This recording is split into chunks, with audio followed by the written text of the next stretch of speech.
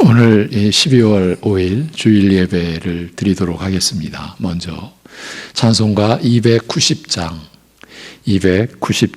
찬송입니다.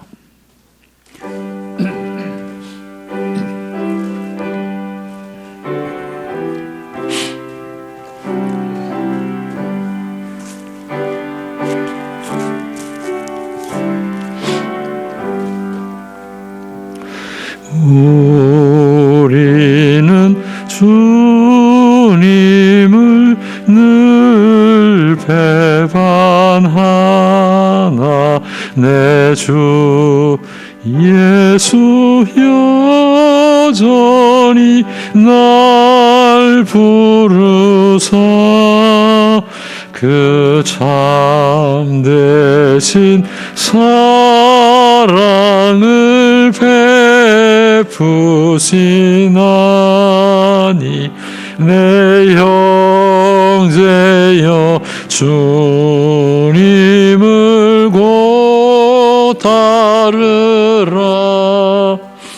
주 널 위해 비네 주 널 위해 비네 주 널 위해 비네 항상 비시네. 주께서 풍성한 은혜를 내려 영내 영원히 나날이 복 받으니 주 예수를 너희도 구주로 섬겨 곧 따르면 풍성한 복 받겠네. 주 널 위해 비네 주 널 위해 비네 주 널 위해 비네 비시네. 무거운 짐 지고 애타는 인생 주 예수께 돌아와 곧이어라. 내 주 예수 너희를 돌보실 때에 참 복락관위가 넘치겠네. 주 널 위해 비네 주 널 위해 비네 주 널 위해 비네 항상 비시네. 아멘. 이제 사도신경으로 우리와 함께 신앙 고백을 드리겠습니다. 전능하사 천지를 만드신 하나님 아버지를 내가 믿사오며 그 외아들 우리 주 예수 그리스도를 믿사오니 이는 성령으로 잉태하사 동정녀 마리아에게 나시고 본디오 빌라도에게 고난을 받으사 십자가에 못 박혀 죽으시고 장사한 지 사흘 만에 죽은 자 가운데서 다시 살아나시며 하늘에 오르사 전능하신 하나님 우편에 앉아 계시다가 저리로서 산자와 죽은 자를 심판하러 오시리라. 성령을 믿사오며 거룩한 공회와 성도가 서로 교통하는 것과 죄를 사하여 주시는 것과 몸이 다시 사는 것과 영원히 사는 것을 믿사옵나이다. 아멘.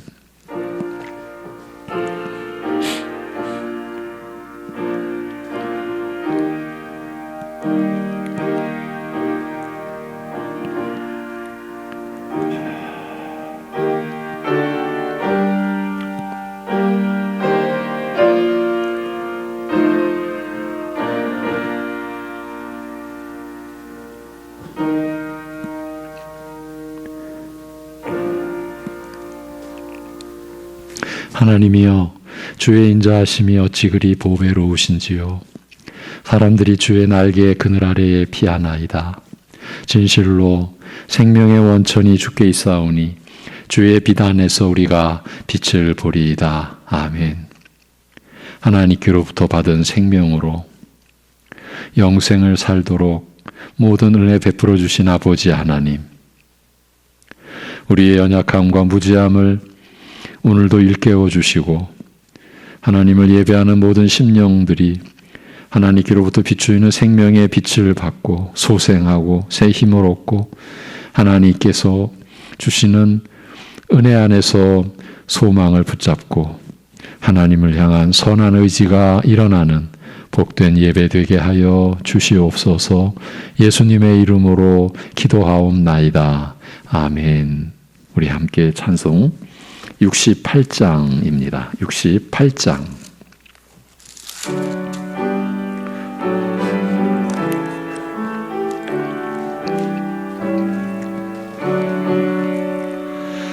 오 하나님, 우리의 창조주시니 내 주님께 귀한 것 드립니다. 내 주께만 엎드려 경배드리며 내 주의 이름 높이 찬양하네. 오 하나님, 우리의 대주제시여, 큰 풍랑이 일 때 너 도우셨네. 죽음에서 우리를 구하셨으니 내 주의 이름 높이 찬양하네. 주 하나님 이름을 함께 높이며 대주제께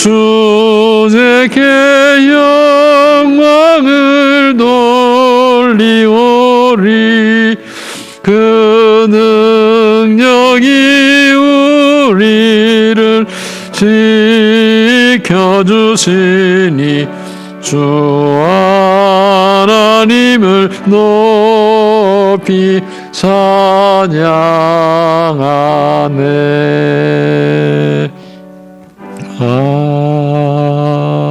아멘.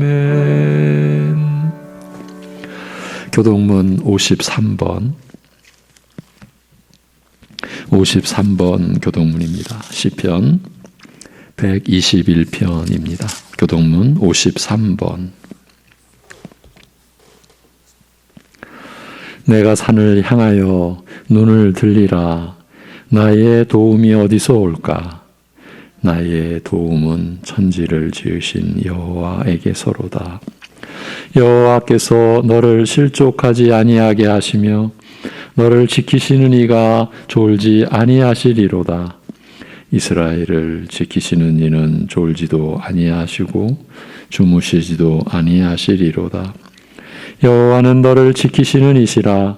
여호와께서 내 오른쪽에서 내 그늘이 되시나니 낮에 해가 너를 상하게 하지 아니하며 밤에 달도 너를 해치지 아니하리로다.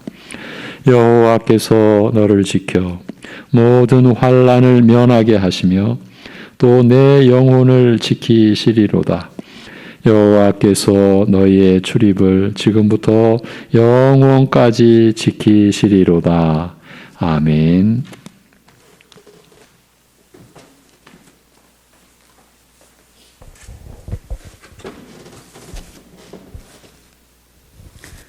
죄와 타락으로 하나님을 대적하며 인생의 허무함과 불안함에 살던 저희들을 주님께서 불쌍히 여기시고 예수 그리스도 이름으로 구원하여 주셔서 하나님과 화평케 하시어 오늘 이렇게 주님 앞에 예배드리게 하심에 감사합니다.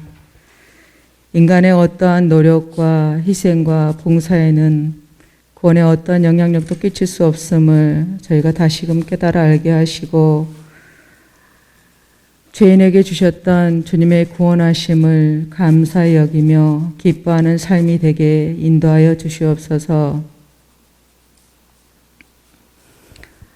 비록 말과 언행에 여전히 죄투성이지만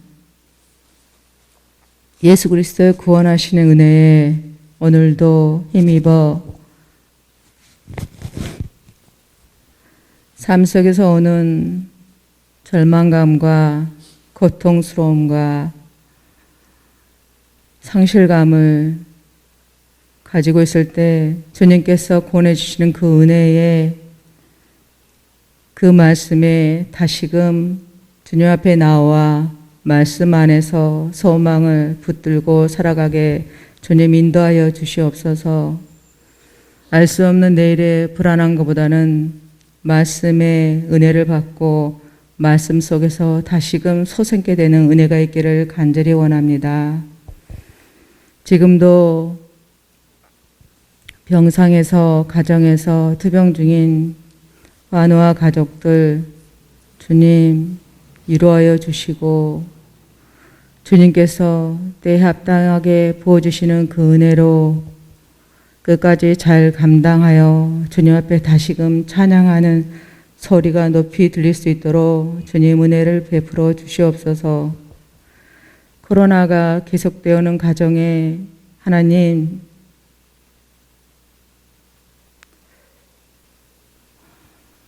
저희들의 교만함과 완악함을 용서하여 주시고 다시금 하나님을 경외하는 마음으로 돌이킬 수 있는 시간이 될 수 있도록 기도하는 시간으로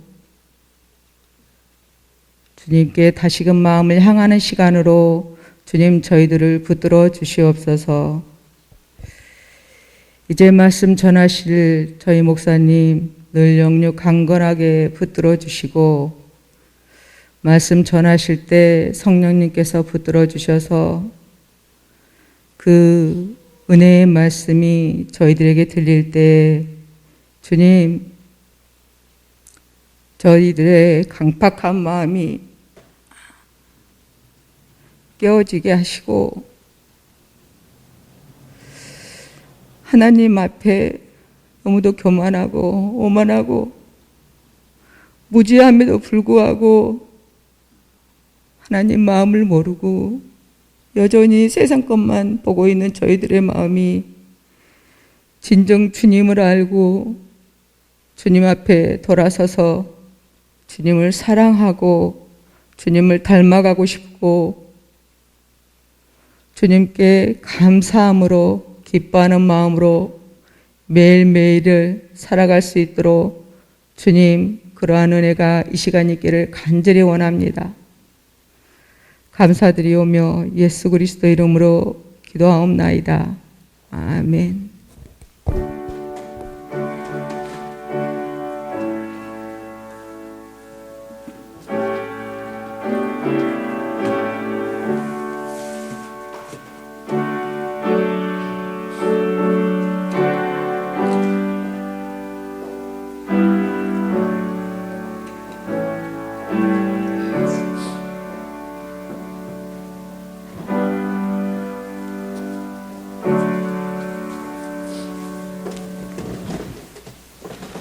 찬송가 254장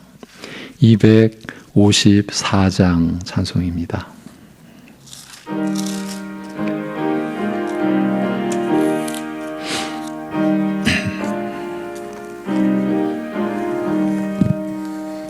내 주의 보혈은 성하고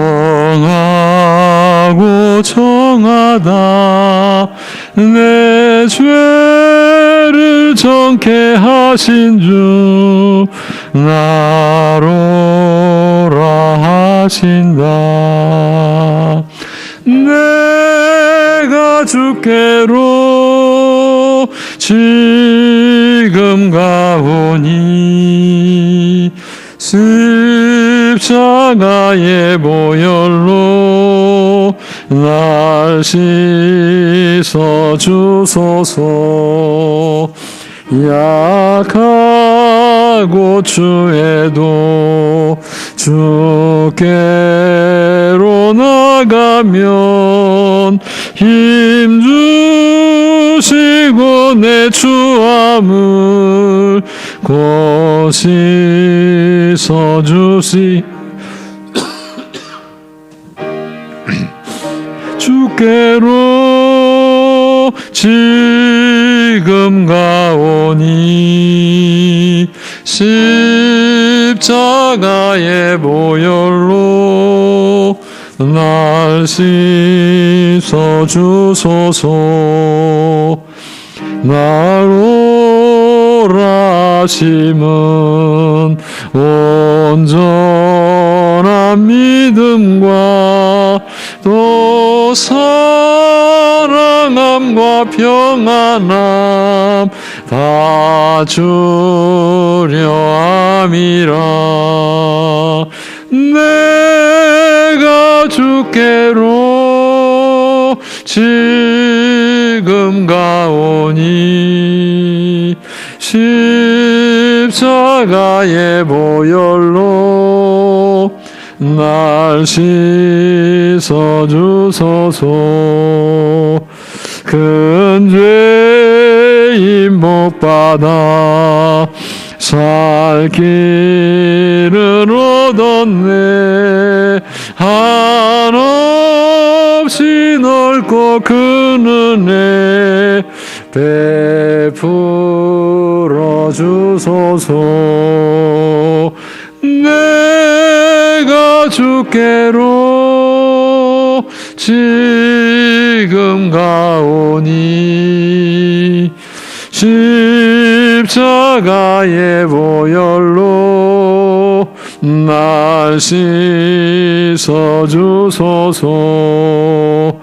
그 피가 맘속에 큰 증거 됩니다. 내 기도 소리 들으사 다 허락하소서. 내가 주께로 지금 가오니 십자가의 보혈로 날 씻어 주소서. 아멘.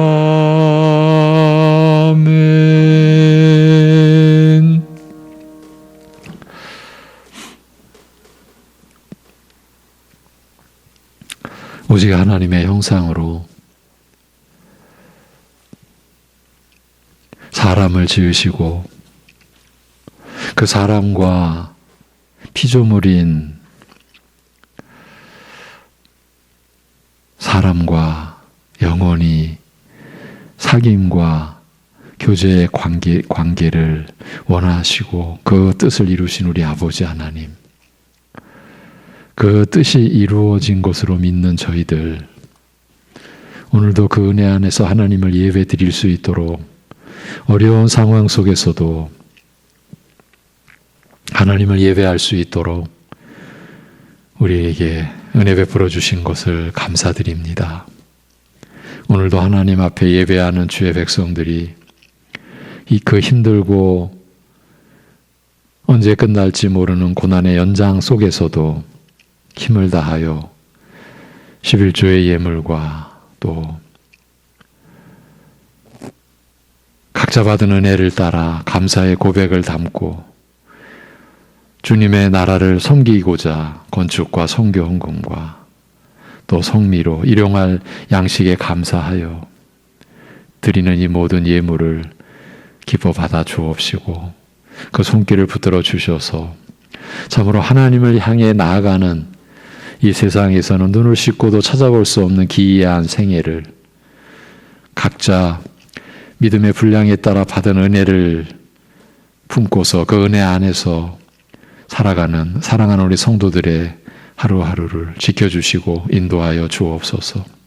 우리에게 믿음을 주시고 사랑함과 평안함을 베풀어 주시고자 우리를 부르시고 그 부름에 우리가 믿음으로 하나님께 향해 나아갈 수 있도록 하신 이 모든 것이 성령 안에서 우리가 정신을 차리고 돌이켜볼 때 너무나 기이한 일이라, 너무나 참 복되고 감사한 일이라, 우리가 하나님의 형상으로 지음받고 우리 스스로 그 모든 것을 다 부패케 하고 썩게 만든 우리를 우리 주님의 그 십자가 그 죽으심과 부활하심의 그 은혜로 인하여 이제 다시 소생케 되어 이제 새 사람, 새 본성을 지니게 되어 하나님과 교통하며 하나님께 예배드리며 하나님의 말씀을 받으며 하나님의 성호를 찬송하며 우리가 무슨 일을 하고 어떠한 상황에 처했든지 우리 주 예수 그리스도의 이름으로 우리가 살아가고 기도하고 하나님을 의지할 수 있도록 되어진 이것이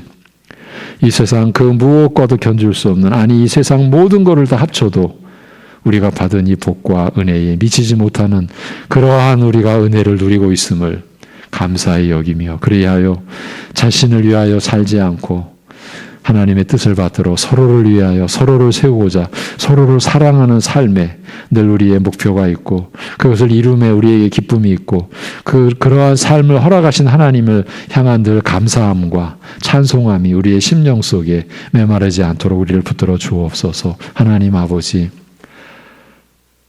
그 허망한 인생의 탐욕과 이 세상의 무질서와 사단의 계략 속에 너무나 허탄하게 그야말로 바람잡는 거짓되고 아무런 열매도 없는 그러한 허망함 속에서의 삶에서 우리를 건져주신 하나님 아버지를 우리가 늘 붙들고 기억하고 그리하여 이제 새롭게 새 생명으로 우리가 하루하루를 살아가는 것이 얼마나 새로운 일인지 얼마나 감사한 일인지, 우리가 하는 일이 사람들이 보기에 너무 하찮게 보이는 일일지라도 믿음으로 하나님의 말씀과 하나님의 뜻을 섬기고자 하는 그 눈에 보이지 않는 작은 일이 바로 영원한 생명을 위하여 쓰이는 일이요, 하나님의 뜻을 섬기는 일이요, 하나님을 사랑하는 일이기에 가정에서나 어디에서나 우리 사랑하는 성도들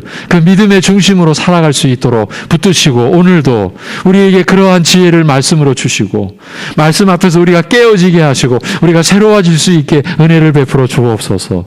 모든 것 주님께 의탁하옵고 감사드리오며 우리 주 예수 그리스도의 이름으로 기도하옵나이다. 아멘. 마태복음 19장 1절에서 15절이 본문입니다. 마태복음 19장 1절에서 15절. 그리고 제목은 둘이 아니요 한 몸이니, 오늘 말씀의 제목은 둘이 아니요 한 몸이니. 본문은 마태복음 19장 1절에서 15절입니다. 예수께서 이 말씀을 마치시고 갈릴리를 떠나 요단강 건너 유대 지경에 이르시니 큰 무리가 따르거늘 예수께서 거기서 그들의 병을 고치시더라. 바리새인들이 예수께 나와 그를 시험하여 이르되 사람이 어떤 이유가 있으면 그 아내를 버리는 것이 옳으니까? 예수께서 대답하여 이르시되 사람을 지으신 이가 본래 그들을 남자와 여자로 지으시고 말씀하시기를 그러므로 사람이 그 부모를 떠나서 아내에게 합하여 그 둘이 한 몸이 될지니라 하신 것을 읽지 못하였느냐? 그런즉 이제 둘이 아니요 한 몸이니 그러므로 하나님이 짝지어 주신 것을 사람이 나누지 못할지니라 하시니 여짜오되 그러면 어찌하여 모세는 이혼 증서를 주어서 버리라 명하였나이까? 예수께서 이르시되 모세가 너희 마음의 완악함 때문에 아내 버림을 허락하였거니와 본래는 그렇지 아니하니라. 내가 너희에게 말하노니 누구든지 음행한 이유 외에 아내를 버리고 다른 데 장가드는 자는 간음함이니라. 제자들이 이르되 만일 사람이 아내에게 이같이 할진대 장가들지 않는 것이 좋겠나이다. 예수께서 이르시되 사람마다 이 말을 받지 못하고 오직 타고난 자라야 할지니라. 어머니의 태로부터 된 고자도 있고 사람이 만든 고자도 있고 천국을 위하여 스스로 된 고자도 있도다. 이 말을 받을 만한 자는 받을지어다. 그때에 사람들이 예수께서 안수하고 기도해 주심을 바라고 어린아이들을 데리고 오매 제자들이 꾸짖건을 예수께서 이르시되 어린아이들을 용납하고 내게 오는 것을 금하지 말라. 천국이 이런 사람의 것이니라 하시고 그들에게 안수하시고 거기를 떠나시니라. 아멘. 누가 크냐? 천국에서는 누가 크냐? 이 질문을 늘 품고 사는 사람들을 향하신 하나님의 말씀을 몇 주째 보고 있습니다. 그런데 오늘 우리는 누가 크냐는 주제로 이어지는 이 맥락에서 어쩌면 가장 난제라 할 수 있는 구절을 대하게 되었습니다. 이 본문을 읽으면서 오늘 우리가 본문으로 삼은 이 구절들을 읽으면서 먼저 떠올랐던 의문은 이 말씀이 왜 여기에 기록되어 있을까 하는 점이었습니다. 지금의 이 흐름을 고려했을 때 떠오른 질문입니다. 어떻게 연결이 될까? 어떤 연관성이 있을까? 이 이혼에 관한 가르침과 누가 크냐고 하는 문제가 어떤 관련이 있을까 하는 생각인데 다시 짚어드리지만 이런 의문을 갖게 된 것은 마태복음 18장부터 20장에까지 이어지는 이 일련의 말씀의 흐름과 맥락 때문이었습니다. 예수께서 이 말씀을 마치시고 오늘 본문이 이렇게 시작되죠.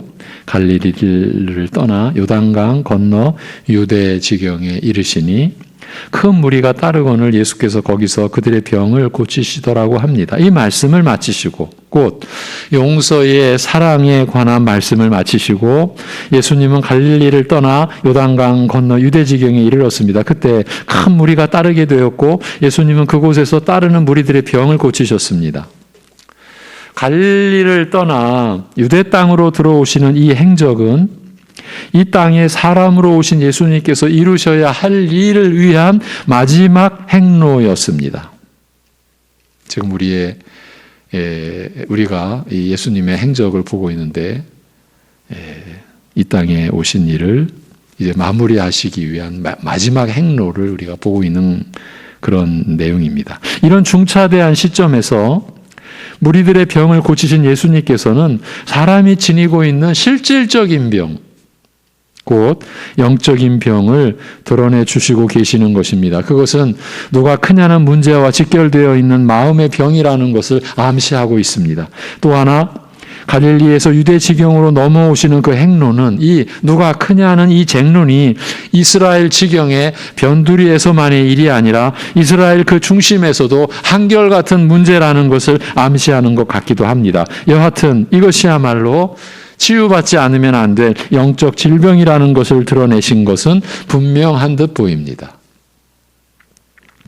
이제 그 일은 이렇게 시작됩니다. 바리새인들이 예수께 나와 그를 시험하여 이르되 사람이 어떤 이유가 있으면 그 아내를 버리는 것이 옳으니까? 이 질문이 순수한 의도에서 나왔다고 하더라도 그대로 받을 수 없는 내용을 바리새인들은 지금 예수님을 시험하기 위하여 내놓고 있습니다.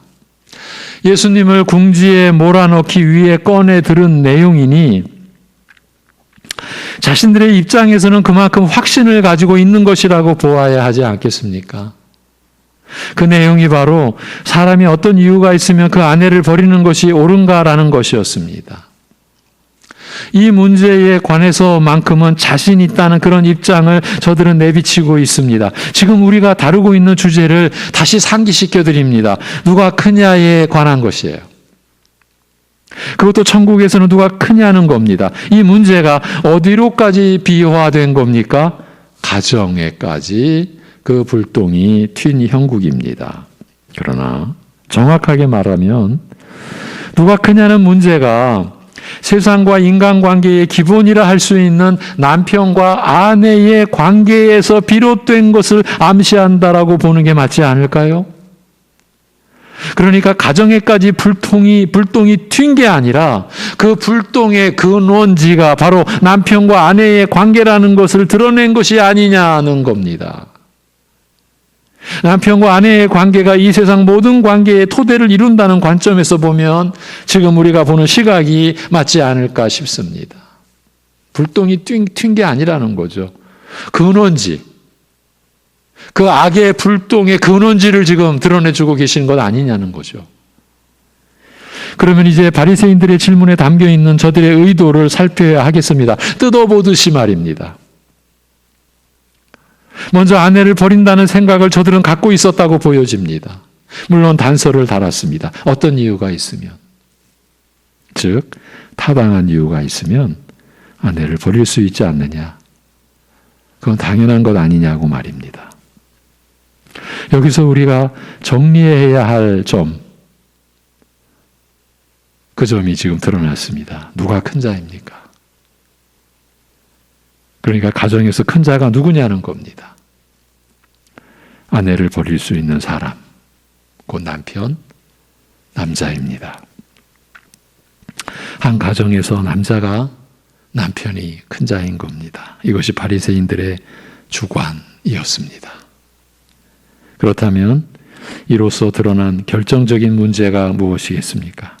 바리새인들은 그 당시 자기들 스스로 하나님 앞에서 의로운 자요 거룩한 자들이었습니다. 천국에 관해서는 모든 면에서 자신들이 2등이라고 하면 서러워할 자들이었다라는 뜻입니다. 왜 우리가 2등이야? 예. 그런 저들이 들고 나온 내용을 보십시오. 그것이 무엇을 말해주고 있습니까? 바리새인들이 하나님 나라를 어떻게 이해하고 있는지를 보여준 것입니다. 바로 이 점이 여기서 드러난 결정적인 내용입니다. 바리새인들이라고 하면 하나님을 섬기는 측면에서 볼 때에 당시 이스라엘을 대표하는 무리들이라고 할 수 있었는데 저들의 하나님 나라에 대한 인식이 이 정도였다는 말입니다. 하나님의 말씀에 대한 저들의 지식과 이해가 이런 상태였다라는 뜻입니다. 이러한 측면이 나름대로의 이유가 있으면 아내를 버려도 되지 않느냐는 말로 적나라하게 드러나고 만 것입니다. 자기들로서는 자신 있다고, 틀림없이 이 문제로 예수님을 공경에 빠뜨릴 수 있을 것이라고 확신에 차서 내놓은 질문의 내용이 자신들의 영적 실상을 그대로 드러내놓는 계기가 되었던 것입니다. 본인들은 상상도 못할 일이었죠. 너무 자신에 차서 예수님을 공경에 빠뜨리려고 내놓은 문제가 자신들의 그 무지하고 불결하고 추악한 영적 실상을 공개하는 계기가 되고 만 것이에요. 그렇다면 이런 배경을 그대로 우리 자신에게로 옮겨올 필요가 있지 않을까요? 우리 자신을 돌아보기 위함입니다. 우리의 하나님 나라에 대한 인식, 그 이해는 어떠할까요? 먼저는 우리는 하나님 아버지에 대해서 얼마나 어떻게 알고 있을까요? 그리고 우리가 알고 있는 지식과 이해가 올바른 것일까요? 오늘 말씀은 우리로 하여금 이 질문이 얼마나 중요한 것인지를 일깨워 줄 것입니다. 이제 이들의 질문에 대하여 예수님께서 대답하신 말씀을 볼 차례입니다. 4절, 예수께서 대답하여 이르시되 사람을 지으신 이가 본래 그들을 남자와 여자로 지으시고 말씀하시기를 그러므로 사람이 그 부모를 떠나서 아내에게 합하여 그 둘이 한 몸이 될지니라 하신 것을 읽지 못하였느냐? 너희가 이것을 알지 못하느냐? 이런 의미죠. 그런즉 이제 둘이 아니요 한 몸이니 그러므로 하나님이 짝지어 주신 것을 사람이 나누지 못할지니라 하시니라고 합니다. 이 말씀을 통해서 예수님은 지금 나름대로 이유가 있으면 아내를 버려도 되는 것 아니냐고 나온 저들의 이 상태가 얼마나 심각한지를 드러내신 것입니다. 우리도 이 사태가 얼마나 중대한 국면인지를 파악해야 하리라고 봅니다. 예수님께서 대답하여 이르신 내용을 하나하나 주목해서 살펴보십시오. 어떤 말씀을 하신 것입니까? 사람을 지으신 이가 본래 그들을 남자와 여자로 지으시고, 이렇게 시작하셨습니다. 이 내용은 하나님께서 창조하신 세계의 질서와 관련된 것입니다. 한마디로 창조 질서를 언급하신 것인데 그 의도가 무엇이겠습니까? 이는 그 당시 이스라엘의 중심에 위치해 있었던 바리새인들의 무식과 무지를 드러내시기 위함이었던 것으로 여겨집니다. 창조 질서의 기본을 말씀하심으로써 저들의 수준이 기본에 관한 것조차도 제대로 깨닫지 못하고 있었던 처지라는 것을 내보여 주신 것이죠. 그러니까 이 세상의 질서와 그 가운데 사람이 존재하게 된 질서의 기초와 토대가 어떻게 이루어졌는지에 대해 말씀을 하실 수밖에 없었다라는 그런 뜻입니다. 사람을 지으신 이가 본래 그들을 남자와 여자로 지으셨다. 예. 이것이 창세기 1, 2장의 내용입니다. 예. 그렇게 사람을 지으신 하나님께서 본래 남자와 여자로 지으셨다라는 것은 남자와 여자로서 각자 자신의 개체, 곧 각자의 인격적 실체를 지니고 지음받은 사실을 일깨워 주신 것입니다.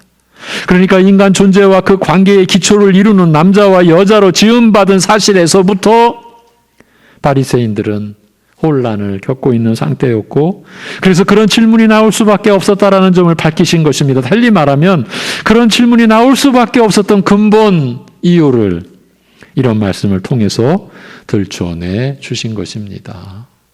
우리가 이런 대목을 접할 때마다 꼭 정리하여 확인하고 갈 사항이 있습니다. 지금 주님은 그 당시 자타가 인정하는 경건한 지도자들의 허망하기까지 한 실체를 드러내고 계신데, 이것은 저들을 판단하시고 좌절로 몰아넣으셔서 멸망에 이르게 하시기 위함이 결코 아닙니다. 저들을 돌이키시기 위함이었어요.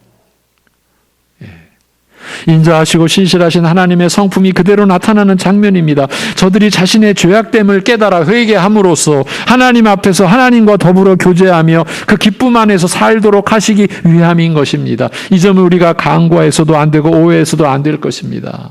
우리가 하나님의 말씀을 읽으면서 깊이 찔림을 받고 고통스러울 때에 그 고통 가운데서 우리가 좌절하고 그대로 쓰러져 가라는 의도가 아니고 우리를 돌이키시려고 하시는 하나님의 긍휼의 역사죠. 예. 그런데 지금 바리새인들은 스스로 자신들을 얼마나 높여 놓았으며 스스로 자신들을 얼마나 큰 자로 여기고 있는지를 전혀 모르고 있었습니다. 오늘 이 본문을 우리가 함께 보는 목적이 바로 이 사안과 관련이 있습니다. 우리도 우리 자신에 대해서 일체, 전혀, 아예 모르고 있을 수 있기 때문입니다. 본문을 통해서 이 점을 확인하고 가려는 것이에요. 우리도 각자 자신을 높이고 또 높여 놓았으면서도 정작 자기 자신은 그 점에 대해 어떤 의식도 못하고 있는 형편일 수도 있기 때문입니다. 만일 그렇다고 한다면 이보다 더 큰 비극은 없다고 보아야 합니다. 우리가 겪는 헤아릴 수 없이 많은 일과 어려움 가운데서 오늘 우리가 주목하여 점검하려고 하는 상황보다 더 비극적인 일은 없다고 보는 게 맞을 듯 싶습니다. 여러분이 겪는 어려움을 제가 근거도 없이 또 상황도 제대로 파악 못하고서 가볍게 여긴다고 단정 짓지 마시고 찬찬히 들어보십시오. 교회를 놓고 볼 때 말씀의 본질을 잃은 것보다 더 큰 일은 없고요. 한 신자를 놓고 볼 때 그 말씀에 대한 믿음의 본질을 잃은 것보다 더 큰 일은 없습니다. 우리가 어떤 어려움을 겪는다고 해도 그 안에서 전해받은 말씀을 붙들고 있을 수 있다면 우리는 결코 멸망에 처해지지 않습니다. 우리 안에서 말씀이 있고 주님이 역사하시기 때문입니다. 그런데 우리 자신을 스스로 높여놓고서 그리하여 말씀을 붙드는 점에서 실족해 있다면 그보다 더 위험한 상태는 없다고 보아야 하지 않겠습니까? 바리새인들이 예수님께 받은 판단과 그로 인해 저들이 영원히 처해질 심판을 생각해 보십시오. 물론 저들이 돌이켜 회개하지 않는 경우를 상정해 본 거죠. 예. 저들의 현세에서의 모든 것이 무슨 의미가 있겠습니까? 저들의 무엇을 복되다고 할 수 있겠습니까? 그리하여 우리도 각자 자신을 높이고 또 높여 놓았으면서도 정작 자기 자신은 그 점에 대해 어떤 의식도 못하고 있는 형편일 수도 있다라고 했고, 만약에 그렇다고 한다면 이보다 더 큰 비극은 없지 않겠느냐고 한 것입니다. 그렇습니다. 지금 바리새인들로 인해서 드러난 인간의 상태는 진정 심각한 것입니다. 다시 강조해 드리지만 바리새인들을 주목해 보셔야 지금의 상황이 얼마나 심각한지가 그나마 드러납니다. 저들은 하나님 앞에서 누구도 따를 수 없을 정도로 의로우며 경건한 자들이었습니다. 스스로는 말입니다. 예수님께서 저들의 영적 실상을 드러내 주시기 전까지는 아무도 저들을 천국에서 제외된 자들이라고 할 수 없었습니다. 누가 감히 그렇게 나오겠습니까? 누가 감히 그런 생각을 할 수 있겠습니까? 아, 저들은 천국에서 제외된 자들이야. 누가 그럴 수 있었겠습니까? 그만큼 율법에 정통했으며 그뿐만이 아니라 그 율법을 준수하는 면에서 따라올 자들이 없을 정도였습니다. 물론 자신들의 기준에 따른 것이었지만은요. 그래서 하나님 앞에서 스스로 의롭다고 여길 정도였으니까요. 그리하여 우리로서는 저들의 이런 면을 주목해야 한다라고 거듭 강조해 드리고 있는 것입니다. 그런데 지금 어떤 문제가 드러났습니까? 이들에게 하신 예수님의 말씀을 통해서 그 점을 생각해 보십시오. 예수님은 지금 창조와 그 질서, 그 가운데서도 남자와 여자의 존재 질서에 관한 말씀을 하셨는데 이 내용은 하나님과 그의 나라에 있어서 기본이 되는, 근본이 되는 내용들이지 않습니까? 바로 이 점을 확인해 드리는 것입니다. 그런데 저들은 이 기본에서조차도 넘어져 있었다는 사실입니다. 예수님의 심정을 우리의 입장에서 표현해 보자면 얼마나 기가 막히셨겠습니까? 이스라엘의 지도자들이라고, 하나님 나라의 지도자들이라고, 신앙과 경건의 표본이 되는 자들이라고 그렇게 나서고 있는 자들이 하나님과 그의 나라의 기본이 되는 것에서조차 실족해 있는 상황을 어떻게 설명할 수 있겠습니까? 이런 점에서 오늘 이 말씀 앞에서 우리 자신을 각자 자기 자신을 볼 수 있으면 하는 간절함으로 이 말씀을 전하고 있는 것입니다. 각자 자신을 볼 수 있어야 합니다. 우리가 그 은혜를 구해야 합니다. 다니엘 12장 10절을 보면 많은 사람이 연단을 받아 스스로 정결하게 하며 희게 할 것이나 악한 사람은 악을 행하리니 악한 자는 아무것도 깨닫지 못하되 오직 지혜 있는 자는 깨달으리라고 기록되어 있어요. 악한 사람은 악을 행하리니 악한 자는 아무것도 깨닫지 못하되라고 하시는 말씀이 두려운 것이에요. 아무것도 깨닫지 못하는 상태만큼 두려운 일이 또 있겠습니까? 다시 본문으로 돌아와서 그렇게 해서 나타난 결과가 어떤 것입니까? 남자의 여자에 대한 태도를 보십시오. 이 얼마나 오만방자한 것입니까? 하나님 앞에서 말입니다.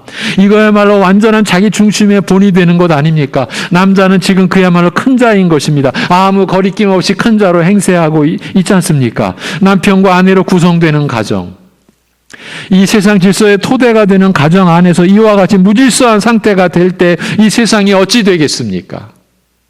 지금 역설적으로 본문에 등장하고 있는 바리새인들은 인간이 얼마나 타락한 존재가 되었는지를 보여주고 또 스스로 증명해 주고 있다고 볼 수 있습니다. 이런 면에서 누가 크냐라고 하는 문제가 하나님 나라의 관점에서 얼마나 중대한 일인지를 또 우리가 확인할 수 있는 거죠. 이런 의식을 한다라는 자체가 우리의 타락상을 여실히 보여주는 한 가지 증세인 것입니다. 그런데 정작 더 두려운 상태는 자신이 누가 크냐고 하는 구조 속에 완전히 빠져 들어가 있는데도 자신에 대해서는 아무것도 모르고 있는 상황인 것입니다. 이 점을 오늘 본문의 바리새인들이 제대로 보여주고 있습니다. 자신들이 하나님이 세우신 창조의 질서를 허물어뜨려 왔다라는 사실을 아예 모르고 있습니다. 그 기초, 그 기본에서부터 허물어뜨려 왔는데도 말입니다. 오히려 저들은 당당함을 보여주고 있습니다. 바로 이 문제로 예수님을 공경에 빠뜨리려고 하고 있으니 저들로서는 얼마나 자신감으로 가득 차 있었겠습니까? 우리가 이럴까 봐, 제 자신이 이러고 있을까 봐 두렵습니다. 진실로. 여러분, 아니 지금 우리가, 아니 내가 그러고 있는지도 모르겠습니다. 예. 앞에서 마태복음 18장부터 20장까지를 대략적으로 볼 것이라고 말씀을 드렸습니다. 각 문단마다의 내용을 다 찬찬히 살피기는 어렵다고 했는데 여기서도 그렇습니다. 누가 크냐는 문제와 관련된 내용을 중점적으로 살피려는 의도 때문입니다. 그래서 본문에 기록된 결혼과 이혼의 문제를 상세히 살필 수는 없습니다. 그렇다고 해서 그냥 넘어가자라는 뜻은 아닙니다. 의외로 그 점에서는 주님의 말씀상에 그 요점이 명백하게 드러나 있는 관계로 우리로서는 크게 어려움 없이 맥점을 짚어볼 수 있습니다. 이혼은 원칙상 있을 수 없는 일이라는 것을 주님께서 분명하게 말씀해 주셨기 때문입니다. 사람이 그 부모를 떠나서 아내에게 합하여 그 둘이 한 몸이 될지니라 하신 것을 읽지 못하였느냐, 알지 못하였느냐. 그런즉 이제 둘이 아니요 한 몸이니 그러므로 하나님이 짝지어 주신 것을 사람이 나누지 못할지니라 하시니라고 하셨습니다. 이 말이 제시하는 핵심 요점은 이것입니다. 결혼과 그로 인해 이루어지는 가정의 제도는 하나님에 의해서 세워진 질서라는 점입니다. 예. 창조의 질서의 가장 근간이 되는 질서예요. 창세기 2장이 그거를 우리에게 계시해 주고 있지 않습니까? 이제 둘이 아니요 한 몸이니 그러므로 하나님이 짝지어 주신 것을 사람이 나누지 못할지니라고 하신 것은 두 사람 곧 남자 여자가 스스로의 뜻과 결정에 의해서 만나거나 헤어지는 것, 근본적으로는 그게 아니라 이 모든 일이 하나님 안에서 하나님에 의해서 이루어지는 일이라고 하신 말씀입니다. 즉 결혼은 이 세상의 어떤 요인이나 사람에 의해서 결정되거나 취소될 수 있는 그런 성격의 것이 아니라 오직 하나님에 의해서 이루어지는 것임을 밝혀주신 것입니다. 그래서 남편과 아내는 하나님의 생명을 함께 받은 자들로서 서로를 귀하게 여기어 돌보고 섬기며 하나님의 사랑을 서로 기쁘게 나누며 살도록 되어 있는 것입니다.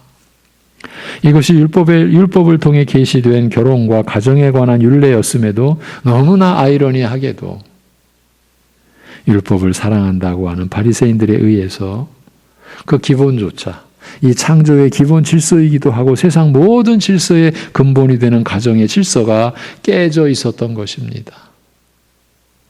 이 사실이 예수님을 향한 불순한 질문 속에 그대로 드러나게 된 것입니다. 따라서 오늘 본문의 요점은 누가 크냐는 문제로 인하여 가정이 얼마나 고통을 받고 또 무너져 왔는지를 보여주는 점에 있다고 할 수 있어요. 예. 이 세상 모든 고통의 시작이 가정에서부터다. 예. 이런 암시도 들어있지 않을까 싶어요. 오늘날도 절대 예외가 아닙니다. 이 점을 간과해서는 안 됩니다. 그렇게 되면 불행만이 우리를 기다릴 것이기 때문입니다. 서로에게 고통과 괴로움만을 안겨줄 것이 틀림없기 때문입니다. 이렇게도 말씀드릴 수 있어요. 우리가 그동안 많이 겪어왔지 않느냐고요. 예.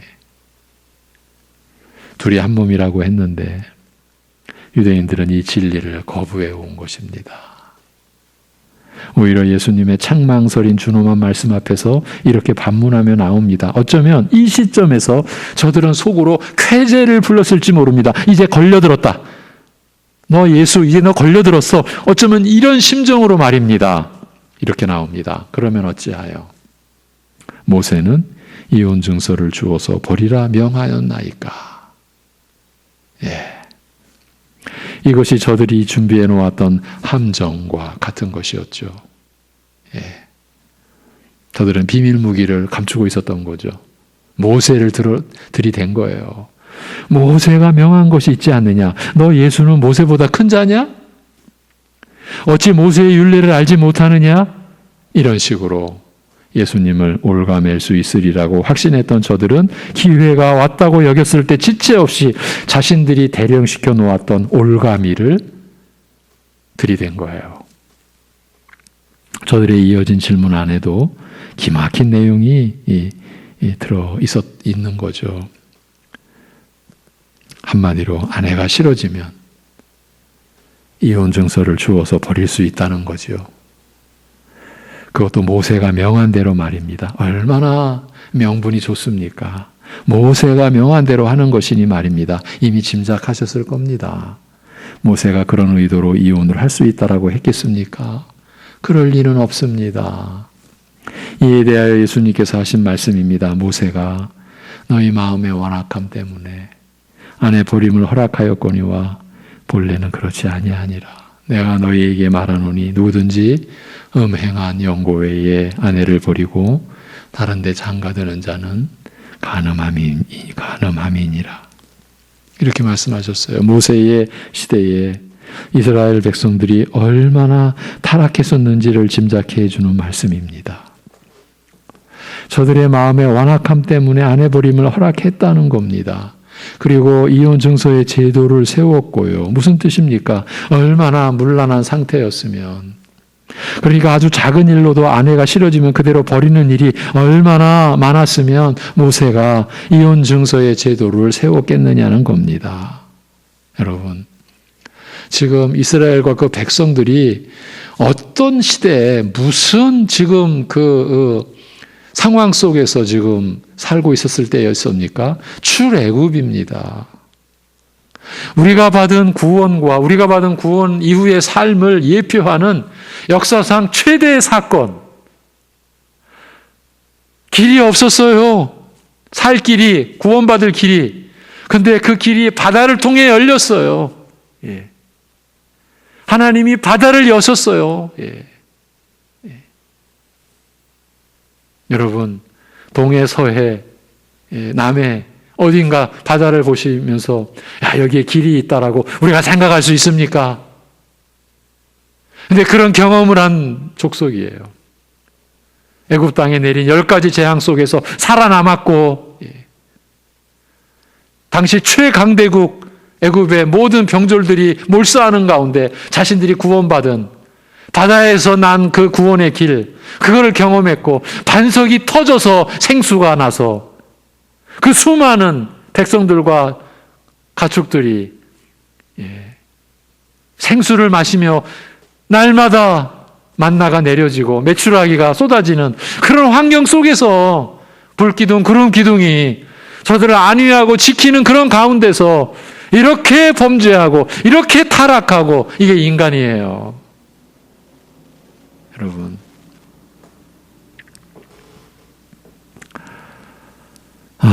이러한 시대 배경과 이스라엘 백성들의 타락은 다 제쳐놓고서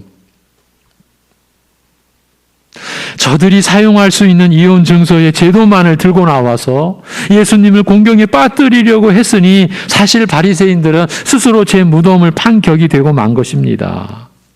그런데 이 말씀에 대한 제자들의 반응이 또 예사롭지 않았습니다.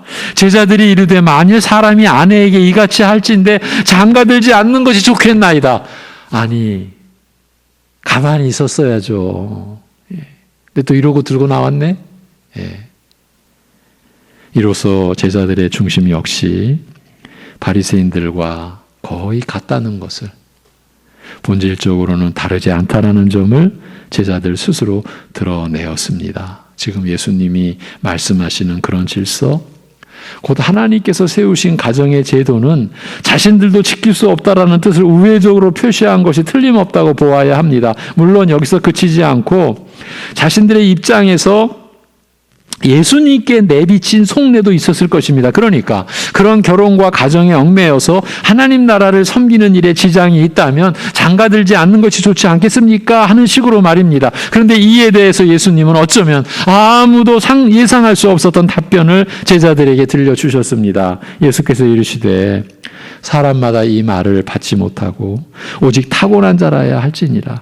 어머니의 태로부터 된 고자도 있고 사람이 만든 고자도 있고 천국을 위하여 스스로 된 고자도 있도다. 이 말을 받을 만한 자는 받을지어다. 결코 예수님은 결혼 제도를 부정적으로 말씀하신 것이 아닙니다.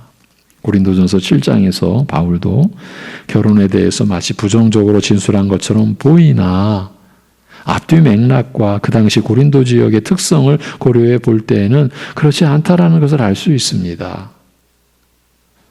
이런 전제 하에서 예수님은 태어나면서 결혼을 할 수 없게 된 처지와 장성한 뒤에 그렇게 된 처지가 있고 끝으로 주님의 나라를 섬기기 위하여 결혼을 하지 않는 처지가 있다는 것을 제시하면서 끝의 경우는 하나님의 은혜가 아니면 감당할 수 없다라는 점까지 안내해 주신 것입니다. 바리새인들의 영적 상태가 이렇게 적나라하게 드러난 상황을 통해서 예수님께서는 우리에게 중대한 교훈을 주십니다. 율법을 그 누구보다도 더 사랑한다라고 자처했던 저들의 율법에 대한 무지와 무식을 드러내심으로써 오늘 우리도 얼마든지 무지와 무식한 처지에 빠져들 수 있다라는 것을 밝혀주신 거예요.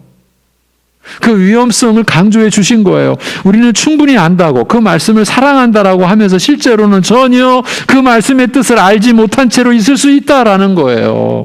그것은 하나님을 알지 못한다라는 뜻이요 당연히 그의 나라에 대해서도 무지하다라는 뜻입니다. 그러면 어찌 되겠습니까? 복음서에 나타난 바리새인들의 말로를 보시면 되지 않겠습니까? 그 무지한 상태에서 어찌 될 것인지 말입니다. 저들은 창조의 근본 질서에서부터도 탈선해 있었습니다. 그러니 실상은 저들은 하나님의 나라를 구한 것이 아니라 이 세상에서의 자기들의 나라를 구했을 뿐인 겁니다. 말씀을 벗어난 하나님을 아는 지식에서 벗어난 당연한 결과였던 것입니다. 바리새인들과의 이 쟁론은 이렇게 이어져서 일단락됩니다. 13절. 그때 사람들이 예수께서 안수하고 기도해 주심을 바라고 어린아이들을 데리고 오매 제자들이 꾸짖거늘. 예수께서 이르시되 어린아이들을 용납하고 내게 오는 것을 금하지 말라. 천국이 이런 사람의 것이니라 하시고 그들에게 안수하시고 거기를 떠나시니라. 이 장면에서도 인간의 완악함, 그 부패한 육적 성품에 어쩔 수 없는 끈질김을 목도하게 됩니다. 예. 그것도 제자들을 통해서 말입니다. 어린아이들을 데리고 오매 제자들이 꾸짖거늘이라고 하지 않습니까? 아직도 제자들은 예수님의 가르침을 따르지 못하고 있습니다. 제자들의 이 상황이 얼마나 심각한지는 그 뒤에 이어진 예수님의 말씀을 통해서 드러납니다. 어린아이들을 용납하고 내게 오는 것을 금하지 말라. 천국이 이런 사람의 것이니라. 이미 앞에서도 우리가 18장에서도 보았던 내용이죠. 18장에서부터 누가 크냐는 주제하에 이어져 온 말씀이라는 것을 또 확인해 주고 계시는 거죠. 천국에서는 작은 자가 큰 자라고 하시며 작은 자를 실족시키지 말 것을 명령하시고 큰 자는 잃어버린 작은 자를 찾아야 할 것이며 작은 자가 회개하고 돌이키는 것을 용납하고 용서하라고 하셨죠. 그리고 이 결혼과 관련된 일이 벌어졌는데 가정에서부터 큰 자와 작은 자의 갈등과 무질서가 극복되지 않으면 소망이 없다고 하신 말씀이었습니다. 그런 뒤에 어린아이를 받으시면서 천국이 이런 사람의 것이니라고 하신 것입니다. 예수님은 이렇게까지 말씀하시는데 오히려 제자들은 그 어린아이들을 데리고 온 어른들을 꾸짖기까지 했으니 이로써 제자들 역시 아직은 바리새인들과 크게 다르지 않은 옛사람의 성품을, 그 육적 성품을 그대로 지니고 있었음을 알 수 있습니다. 이런 제자들의 모습 속에는 더 본질적인 문제가 들어있음을 파악하는 것이 중요합니다. 이 점을 짧게 확인하고 오늘은 마치겠습니다. 지금 주님 앞에 곧 천국의 복음이 전해지는 그 앞에 어린아이들이 나오는 것이 무슨 소용이 있느냐는 이 책망을 그 아이들을 데리고 온 사람들, 그의 부모들에게 하고 있는 것이지 않습니까? 제자들이. 그러니까 천국에 속할 수 있는 가능성을 인간 쪽에 두고 있는 태도였던 것입니다. 오늘 어린 자녀들을 양육하는 부모가 되시는 성도님들, 이 말씀을 성령님 안에서 믿음으로 잘 받으셔야 합니다. 어린 애들이 무슨 뭘 알겠냐고요? 그럼 우리가 어른이라서 안 겁니까? 우리가 어른이라서 안 거냐고요. 예. 구원의 가능성이 사람에게 있는 겁니까?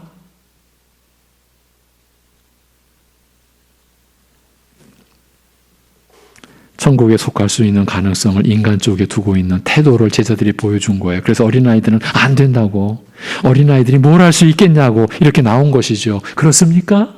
소위 지혜로운 자라고 해서, 능력 있는 자라고 해서 저희들 스스로 천국 복음을 깨닫고 받아들이고 믿을 수 있었던 것입니까? 우리가 정녕 지혜로운 자였습니까? 고린도전서에서 뭐라고 말합니까? 우리가 새벽에 몇 달 동안 본 내용이에요. 여러분, 제자들의 심중에는 바로 이런 측면이 깔려 있었던 것이에요. 가능성을 인간 쪽에 아직도 두고 있는 거예요. 오늘날 이런 식의 믿음, 이런 식의 가르침을 우리가 경계에 경계를 더해서 경계해야 됩니다. 구원은 오직 하나님으로부터 온다고 하는, 영영 죄로 인한 사망 가운데서 건짐을 받는 것은 오직 하나님에 의해서만이 그 가능성이 열린다라는 것을 제자들까지도 아직 모르고 있었던 것이에요. 이런 저들에게 천국이 이런 사람의 것이니라고 하셨으니 곧 어린아이같이 자신은 스스로 아무것도 할 수 없고 또한 아무것도 스스로는 가진 것이 없는 자임을 알고 아이가 부모에게 구하듯이 하나님께 자신을 내어 맡기고 하나님만을 신뢰하는 자만이 천국을 소유할 수 있다라고 하신 것입니다.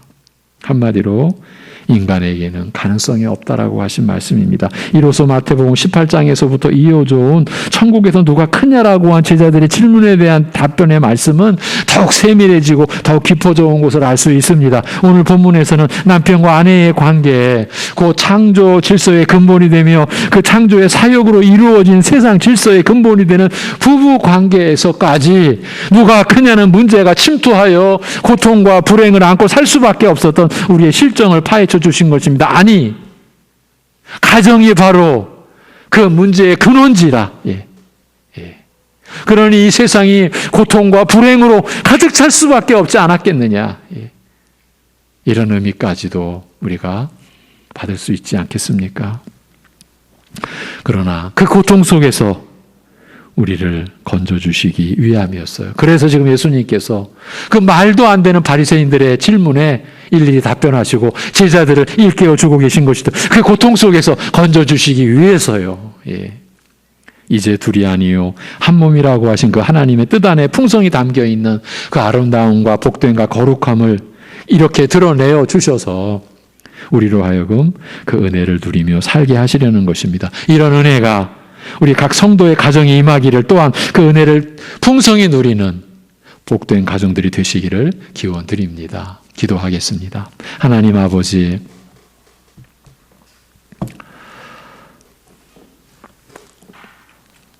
어쩌면 우리 평생 우리의 어리석음을 고하다가, 고백하다가, 자복하다가 교만한 그런 상태를, 교만한 줄도 모르고 있었다가 하나님의 은혜로 생명의 빛을 비추어주시는, 말씀의 빛을 비추어주시는 가운데 그것도 겨우 자신의 그 악하고 자고하고 교만함을 겨우 발견해서 하나님 앞에 엎드리고 하나님의 긍휼과 은혜를 그야말로 붙들고 용서와 또 회복의 은혜를 구하는 것이 어쩌면 우리의 일생이지 않을까 싶기도 합니다. 아버지 하나님, 바리새인들의 그 교만함, 제자들의 그 완악함, 저희들이라고 무슨 별수가 있겠습니까? 그런데도 우리는 아니라고, 우리는 다르다고, 주여, 이러한 우리를 긍휼히 여겨 주옵소서. 가정에서까지도 주여.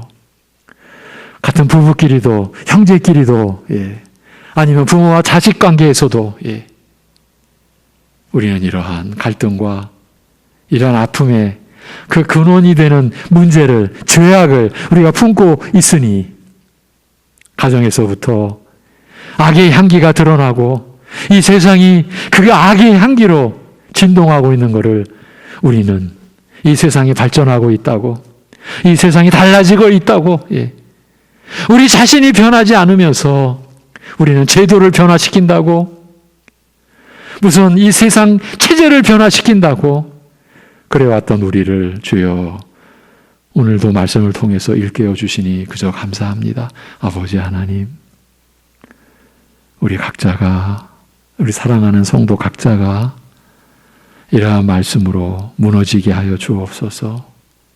그 완악함이, 금이 쩍쩍하고 그래서 깨어지게 하여 주옵소서. 그래서 그야말로 주님의 형상으로서의 주님의 성품을 닮아가는 그 근본된 변화가 우리 각자에게서 일어날 때 평생 그 변화가 일어나서 하나님 앞에 영원한 천국의 알곡으로서 하나님 앞에 올려지고 드려지고 바쳐지는 우리 각자의 모습이 되고 인격이 되고 우리의 실상이 되고 주여, 그것이 우리를 둘러싸고 있는 외모와 아무 상관없이, 그 외모가 사람들이 보는 면에서 어찌하든지 아무 상관없이 그러한 우리의 중심이 그 주님의 형상으로 회복되어지고 주님의 인격으로 닮아가고, 그래야 주님께 우리 자신을 드리고 우리가 주님의 선한 그릇으로 쓰여지는 생애를 우리가 감히 바라고 소망하고 구하옵나니 우리에게 그 은혜를 베풀어 주옵소서. 하나님 아버지, 참으로 우리의 외적 상황은 또 한치도 앞을 내다볼 수 없는 어려운 지경에 처해가는 상황 속에, 그러기에 더욱 우리의 구원이 되시고 우리의 요새가 되시고 우리의 반석이 되신 하나님만 우리가 바라보고, 우리의 구원은 하나님께로부터, 그래서 우리가 하나님께만 소망을 둔 그 중심을 가지고 이 한 주간도 우리가 주님을 바라보며 살아갈 수 있게 하여 주옵소서. 지금 많은 아픔과 고통과 어려움과 참으로 고난을 겪고 있는 우리 가족, 우리 지체들 주님께서 붙들어 주옵소서. 우리의 피난처 되신 주님, 졸지도 주무시지도 아니하시고 우리를 눈동자같이 지켜주시는 주님 안에 우리가 보호받고 있음을, 그 믿음으로 성령께서 주시는 참된 위로가 임하여 그의 심령이 살아나고 육신도 회복되어져 가는 놀라운 역사를, 주님의 역사를 일으켜 주시고 허락하여 주시옵소서. 모든 것을 주님께 의탁하옵고 우리 주 예수 그리스도의 이름으로 기도하옵나이다. 아멘. 찬송가 452장입니다. 452장 찬송 드리겠습니다.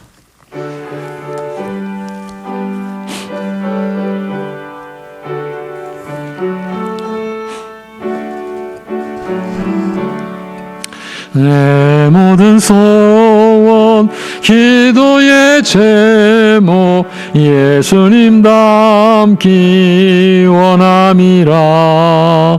예수님 영상 나 입기 위해 세상에 보았기 전에 예수님 닮기 내가 원하네. 날 구원하신 예수님을 내 마음속에 지금 고도사 주님의 영상 인치소서.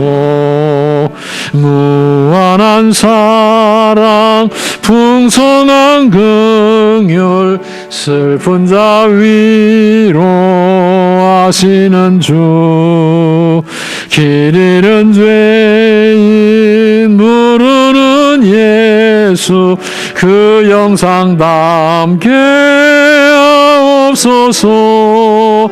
예수님 닮기 내가 원하네. 날 구원하신 예수님을 내 마음속에 지금 고도사 오사 주님의 영상인치소서. 겸손한 예수 거룩한 주님 원수의 멸시 참으시사 우리를 위해 고난을 받은 구주를 닮게 하옵소서. 예수님 닮기 내가 원하네. 날 구원하신 예수님을 내 마음속에 지금 거둬사 주님의 영상인치소서.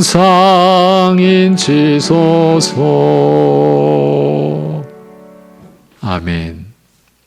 교회 소식입니다.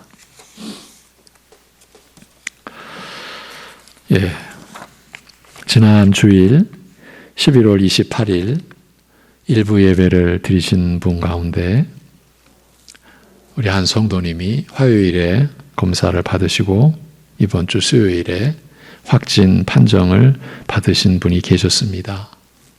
다행히 현재까지는 더 확진되신 분은 없는 것으로 보이나 조심할 필요가 있을 것으로 보이기에 오늘 비대면 예배로 우리가 영상으로 하나님을 예배드리게 된 겁니다. 그래서 10일까지 이번 주 금요일까지 한 주간 모든 예배 오늘 포함해서 새벽 수요 예배를 비대면으로 드리고자 하니 양해 부탁을 드립니다. 모든 분들의 건강을 위해서 그리고 무사히 대면 예배가 재개될 수 있기 위해서 기도 부탁을 드립니다. 그 확진된 성도님 지금 댁에서 잘 요양 중에 계시고요.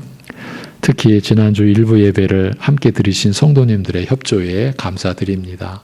보건당국에서 다른 요청은 없었습니다. 아마 우리 교회가 방역 지침을 웬만큼 잘 함께하고 있는 것으로 파악이 된 것 같습니다. 그래서 그저 단지 일부 예배에 함께 예배 드리신 분들이 코로나 검사 받도록만 협조해 달라고 부탁을 하시더라고요. 그래서 우리 교육자들이 다 전달해 드렸고 그렇게 검사를 받으신 줄로 압니다. 우리 교육자들도 또 저희 가족들도 다 검사를 바로 받고 다 음성 판정을 받았습니다. 모든 협조해 주신 분들과 이 모든 상황을 양해해 주신 성도님들께 감사를 드립니다. 교회 및 교우 소식입니다. 12월 19일 세 번째 주일날 3부 예배 때에 세례식을 갖도록 하겠습니다. 입교, 우리 자녀들, 중고등부 학생들 입교가 있고요. 또 이번에 유아 세례가 이제 올해를 또 넘기면 연한이 차서 그래서 여러 우리 아이들이 유아 세례를 받습니다. 기도해 주시기 바랍니다. 2022년도 교회 학교 교사를 모집합니다. 많은 관심과 기도를 부탁드리고요. 연령 제한은 없고요. 우리 교육부장이신 임성현 집사님과 각 교육부서 부장, 권사님, 집사님들께 문의하시면 되겠습니다. 우리 세 가족 소개를 드립니다. 우리 강삼용 집사님, 김현수 집사님, 삼남 또 오여에 해당되시고요. 또 자녀로 혜민, 윤구, 윤서 이 가족이 세 가족으로 등록을 하셨습니다. 우리 김왕진 집사님, 민엉기 권사님 가족, 자녀의 가정이 되겠습니다. 감사한 일입니다. 이번 주간 저와 우리 집사람, 저희 내외가 기도 초소를 한 주간 다녀올 예정입니다. 매년 이맘때쯤 다녀왔었는데 작년에는 생각도 못했죠. 그랬는데 올해는 아무래도 다녀와야 될 필요가 있어서 조심해서 다녀오도록 그렇게 하겠습니다. 우리 새벽 예배 및 우리 수요 예배는 우리 교육자들이 잘 감당해 줄 것입니다. 묵상 구절입니다. 잠언 21장 25절 26절 제가 봉독해 드리겠습니다. 게으른 자의 욕망이 자기를 죽이나니 이는 자기의 손으로 일하기를 싫어함이니라. 어떤 자는 종일토록 탐하기만 하나 의인은 아끼지 아니하고 베푸느니라. 아멘. 이게 지금 잠언이지 않습니까? 게으른 자라고 할 때 여러분, 우리 일상의 게으름도 물론 포함이 되지만 이 하나님 말씀인 잠언의 지혜는 항상 하나님과의 관계에서입니다. 그러니까 우리가 하나님과의 관계에서의 게으름입니다. 그렇게 보셔야 이 말씀이 우리에게 실제로 다가옵니다. 다음 주일 말씀 안내입니다.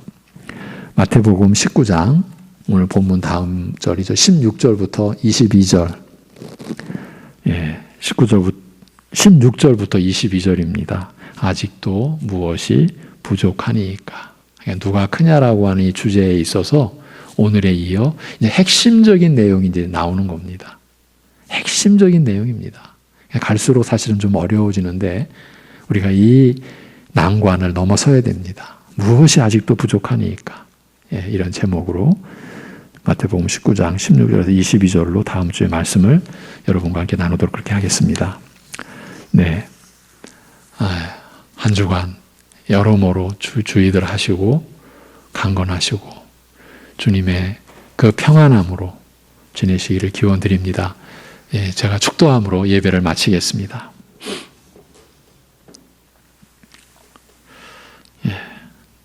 우리의 지혜가 되시고 우리의 의로움과 거룩함과 속량이 되어주신 우리 주 예수 그리스도의 은혜와 그 다른 것도 아닌 독생자 아들을 내어주신 우리 아버지 하나님의 영원하신 사랑하심과 그 누구도 꺼려할 바로 우리 안에 들어오시고 우리 안에 늘 함께 계셔서 오래 참으시며 우리로 하여금 주님의 성품 아버지의 사랑으로 변화되도록 일하시고 계시는 성령님의 교통하심이 가정에서부터 그야말로 하나님의 뜻과 하나님의 그 사랑과 하나님의 평강을 간직하고 누리고 그로 인하여 하나님께 감사하는 삶을 가정에서부터 시작해서 이 세상에 나타내고자 보이고자 주님을 의지하며 살아가는 우리 믿음의 가족들 모두 위에 또 이러한 믿음과 하나님 나라를 구하는 모든 이들 안에 영원토록 함께 하시기를 주님의 이름으로 축원하옵나이다. 아멘.